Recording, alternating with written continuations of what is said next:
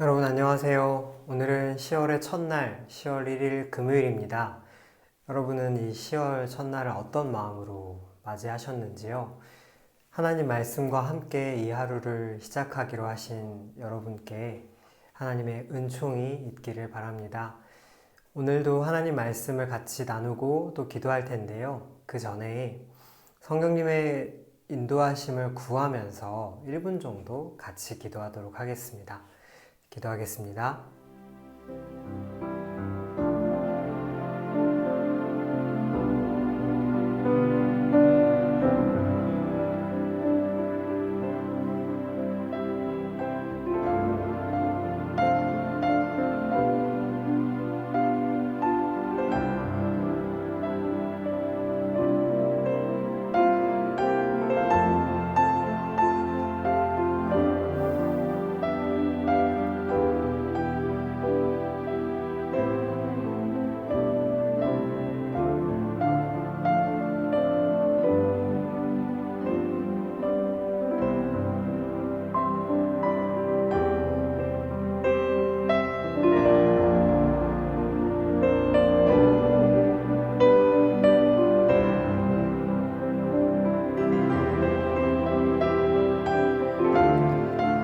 예수님의 이름으로 기도합니다. 아멘.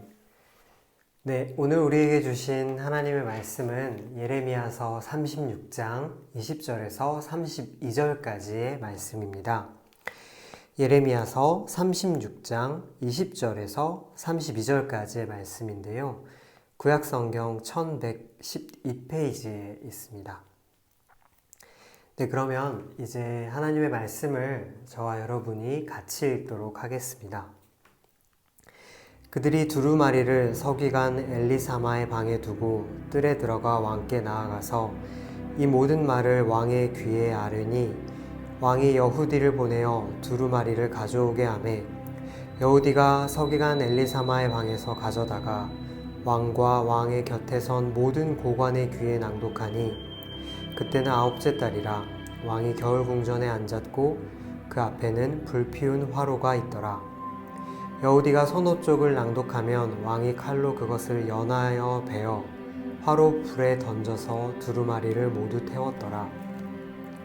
왕과 그의 신하들이 이 모든 말을 듣고도 두려워하거나 자기들의 옷을 찢지 아니하였고 엘라단과 들라야의 그마랴가 왕께 두루마리를 불사르지 말도록 아뢰어도 왕이 듣지 아니하였으며 왕이 왕의 아들 여라무엘과 아스리엘의 아들 스라야와 압디엘의 아들 셀레메아에게 명령하여 서기관 바룩과 선지자 에레미야를 잡으라 하였으나 여호와께서 그들을 숨기셨더라.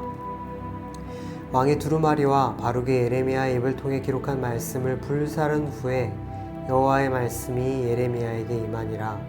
이르시되 너는 다시 다른 두루마리를 가지고 유다의 여호야김 왕이 불사른 첫 두루마리의 모든 말을 기록하고 또 유다의 여호야김 왕에 대하여 이와 같이 말하기를 여호와의 말씀에 네가 이 두루마리를 불사르며 말하기를 내가 어찌하여 바벨론의 왕이 반드시 와서 이 땅을 멸하고 사람과 짐승을 이 땅에서 없어지게 하리라 하는 말을 이 두루마리에 기록하였느냐 하도다.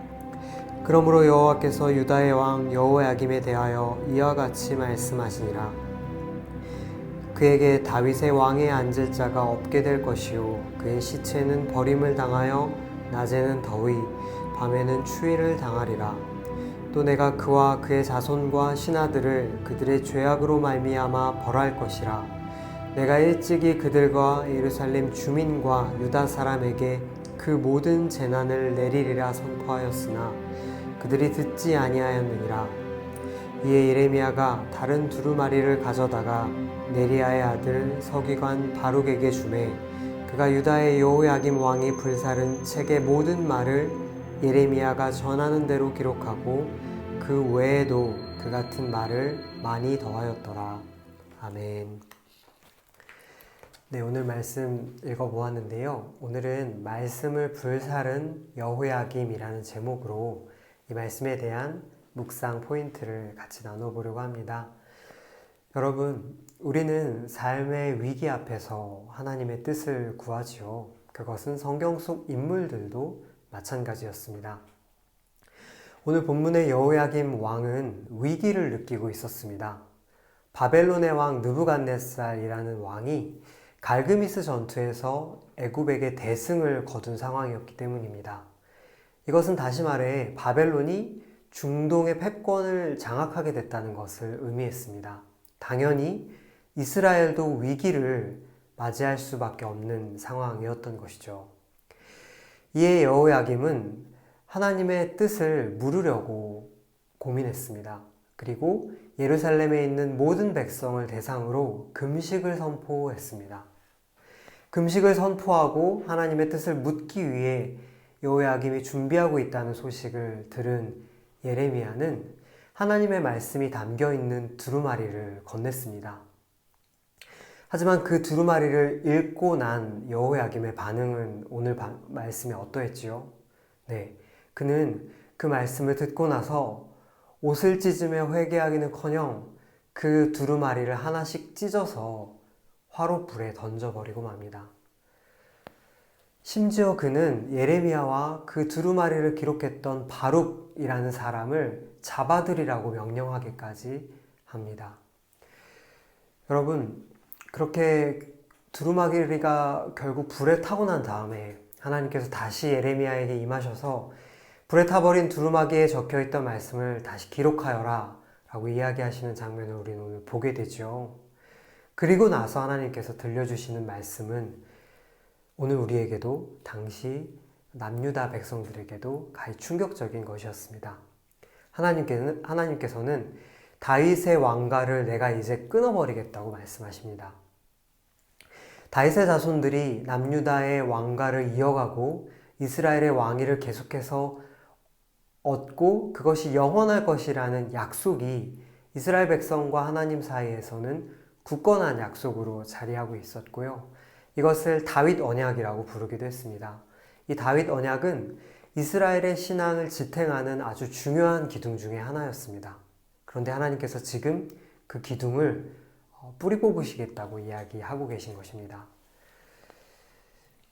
여러분, 여호야김은 하나님의 말씀을 들었지만 그 말씀에 응답하기를 거부했습니다. 그리고 하나님께서는 그렇게 하나님의 말씀에 응답하지 않은 여호야김을 심판하시겠다고 말씀하셨습니다. 이스라엘 백성과 하나님 사이에 맺었던 다윗 언약마저도 이제는 무효가 되었다고 이야기하신 것입니다. 교우 여러분, 우리는 삶의 위기를 경험할 때 하나님의 뜻을 당연히 물어야 합니다. 하지만 하나님의 뜻을 묻는 것만큼, 아니 그보다 더 중요한 것은 하나님의 뜻, 하나님의 말씀을 우리가 듣는 것입니다. 물론 그것은 두렵고 겁나는 일임에 분명합니다. 내가 믿어왔고 내가 바랐던 세계가 하나님의 뜻 앞에서 무너질 수도 있기 때문입니다. 그러나 여러분, 그 무너진 자리에서도 하나님은 새 일을 행하시는 분입니다. 그렇기 때문에 우리가 취해야 할 태도는 우리의 마음과 우리의 바람보다 하나님의 뜻과 하나님의 말씀을 조금 더 끝까지 들어보는 것입니다. 그 말씀을 듣는 것이 하나님의 뜻에 우리의 삶으로 응답하는 첫 걸음이 될 수 있다는 것을 이 아침 기억하시기를 바랍니다. 그리고 이 기도 시간이 그렇게 하나님의 말씀을 잘 듣고 우리의 삶으로 그 말씀에 응답하는 귀한 경험의 시간이 되기를 바랍니다. 그러면 오늘 말씀을 기억하시면서 두 가지 하루를 위한 기도를 같이 드리실 텐데요. 첫 번째는 주님, 우리의 경건 생활이 하나님의 뜻을 진정으로 듣고 응답하는 삶의 도전으로 나아가게 하소서 기도하시겠습니다.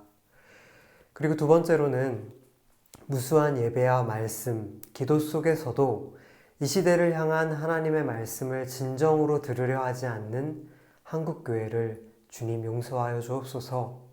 우리 교회가, 이 한국교회가 변화되고 새롭게 될 수 있도록 우리를 도와주옵소서 기도하시겠습니다.